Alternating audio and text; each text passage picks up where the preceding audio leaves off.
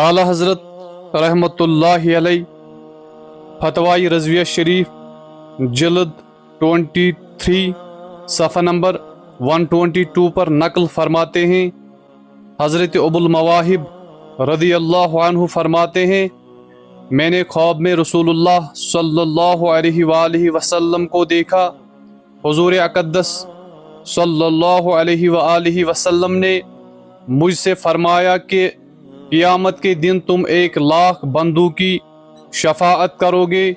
میں نے عرض کی، یا رسول اللہ صلی اللہ علیہ وآلہ وسلم، میں کیسے اس قابل ہوا؟ ارشاد فرمایا، اس لیے کہ تم مجھ پر درود پڑھ کر اس کا ثواب مجھے نظر کر دیتے ہو۔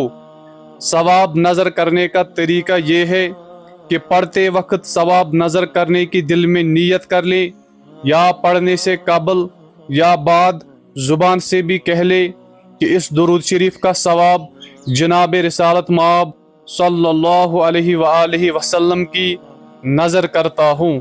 صلو علی الحبیب صلی اللہ تعالی علی محمد صلی اللہ علیہ وآلہ وسلم۔